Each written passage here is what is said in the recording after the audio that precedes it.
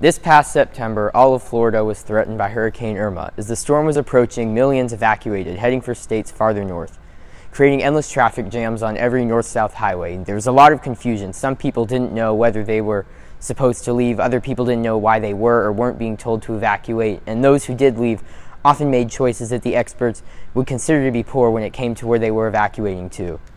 Hurricanes are a fact of life, not just here in Florida, but on the entire Gulf Coast and eastern seaboard. And because of this, local governments have designated evacuation zones for at-risk areas. And as I watched the news, it was interesting to see how in some areas, such as Duval County and Jacksonville, these zones were just a crazy mishmash of bright colors on a map.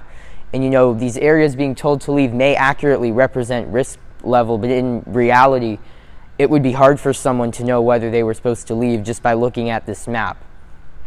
While the risk is different for each and every location in the country, Broward County in South Florida has taken a much more straightforward approach that really simplifies their message to the residents. The red area is for all locations east of the Intercoastal Waterway, and the yellow areas for all locations east of Federal Highway. Both the Intercoastal and this highway are pretty prominent in the local landscape, so this makes it so that residents know whether they're supposed to leave or not. Horry County in South Carolina is one place that's taken measures to better communicate to residents which evacuation zone they live in.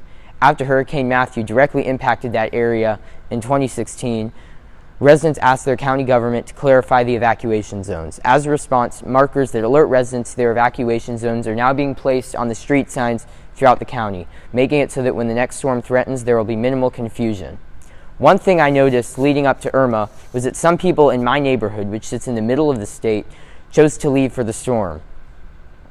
While there are those who are going to leave no matter what, it needs to be stressed that areas are ordered to leave prior to a hurricane because of storm surge, which is the abnormal rise of water over land over like the predicted tide. Emergency managers frequently use the phrase "run from the water and hide from the wind."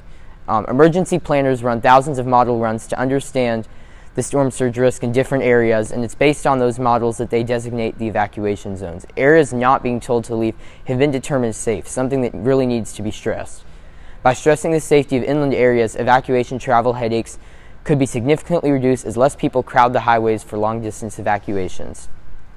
Leading up to Hurricane Rita in 2005, large areas of greater Houston were told to leave, creating a situation that what many would consider as the nightmare evacuation scenario. I mean, both lanes of traffic on pretty much every road were heading inland, and you know, the sheer number of cars just created this massive gridlock and standstill.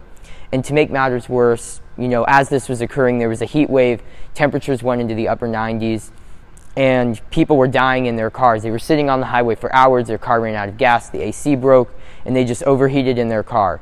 This tragedy caused Texan authorities to learn lessons that they then applied during Hurricane Harvey this past August. I don't know if you noticed, but Houston didn't leave before Harvey. The rainfall-induced flooding that inundated large portions of that city was not an imminent threat to lives, so if your property flooded, they rescued you. If it didn't, you know, you were safe, high and dry. With the images of the flooding in Houston fresh in everyone's minds, Irma took its aim here in Florida.